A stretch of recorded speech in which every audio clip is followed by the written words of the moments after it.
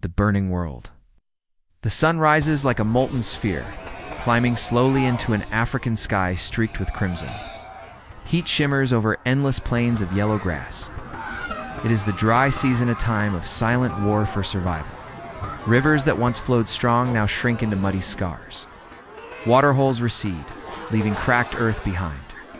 Trees shed their leaves, their skeletal arms reaching toward an unforgiving sky. The scent of dust lingers in the air, mingled with something darker, the smell of death. For early hominins, every day begins with hunger. They wake in the shelter of thorny thickets, bodies curled for warmth during the night. Their stomachs ache, their throats are parched. They live in small bands, 7, maybe 10 individuals each, one clinging to the fragile thread of life. Their diet is meager. Bitter roots dug from the earth, fallen fruits scavenged from trees, termites sucked from rotting wood. And if luck favors them, scraps of meat torn from a carcass left behind by predators. They are not hunters, not yet. They're opportunists, driven by desperation. This morning, one such band moves cautiously across the grasslands. Their senses are sharp. Their eyes dart constantly, scanning for danger. The wind carries scents, and they read them like words written in the air. Water far to the east, a rotting kill nearby. And something else, something musky, powerful. A rustle in the grass freezes them in place. Silence falls. The leader, a female with sharp eyes, raises her head and sniffs. The scent of blood. And then a sound. Low, guttural, vibrating like distant thunder.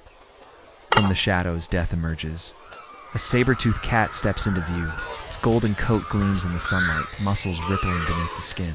Its massive fangs, curved like ivory daggers, glint with menace. Its eyes lock on the group, cold, unblinking, ancient. The hominins panic. They scatter, shrieking, sprinting for the nearest trees. But one is too slow, a juvenile, barely old enough to walk upright. The cat lunges. Power explodes in a blur of motion. Jaws slam shut with a sound like breaking bone. Screams echo, high and sharp, then cut off as life is crushed from a fragile throat. The rest of the band scrambles into the branches of an acacia tree, hearts pounding, bodies shaking. From above, they watch as the predator drags its kill into the grass. Blood stains the earth. Flies swarm. The message is clear. In this world, weakness is death. Beasts of death. The saber-tooth is not the only terror lurking on these plains. Hyenas, larger than any living today, roam in packs, their jaws powerful enough to shatter elephant bones. Crocodiles wait in what little water remains, patient as stone, ready to explode upward in a storm of teeth and muscle. And then there are the bird-stall, flightless nightmares, standing over 8 feet high. Their beaks curve like daggers, their talons strike with lethal force. They move through the tall grass with uncanny silence, their black eyes gleaming with hunger. Even the skies offer no safety.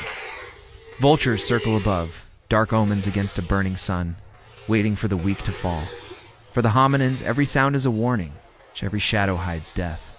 The scarcity of water. As weeks pass, the dry season deepens. Rivers become ribbons of mud. Waterholes shrink to filthy pools where hippos and crocodiles fight for space. Thirst becomes the greatest enemy. Hominins walk for miles under a punishing sun, searching for water. Some never return. Drought claims more lives than any predator. The land is littered with bones bleached white by the relentless sun. The hunt for life. Starvation breeds desperation. For the first time, they dare to challenge the killers. They find a carcass of zebra, its throat torn out by lions. The lions sleep nearby, bellies swollen with meat. The hominins creep forward, gripping stones and sticks. Fear trembles in their muscles, but hunger drives them on. Vultures scream overhead as the band inches closer. One male throws a rock. It strikes a lion on the flank. The beast snarls, fury exploding in its golden eyes. But the hominins scream, wave branches, hurl more stones. Confusion erupts. The lions retreat, snarling, uncertain of these strange, noisy creatures. The hominins swarm the carcass. They rip flesh with stone flakes, smear blood across their hands, gulp raw meat in a frenzy of survival. For the first time in history, courage triumphs over fear. And with that bite of stolen flesh, everything begins to change. Fire and fury. Weeks later, the sky splits with lightning. A tree explodes into flames. Fire sweeps across the grasslands, devouring everything in its path. The hominins huddle in terror. Fire is a beast of light and heat, roaring as it eats the land. They flee before it, eyes wide with primal fear. But when the flames die, curiosity draws them back. The earth is blackened, but carcasses lie cooked upon the ash. The smell of roasted meat fills the air. Hesitantly, they taste it, soft, warm, easier to chew. And in that moment, they learn something no creature before them ever understood. Fire is power. They will not yet master it, not for hundreds of thousands of years. But the idea is planted deep in their minds. One day they will summon fire at will. One day it will change the world. The dawn of instinct. Firestones.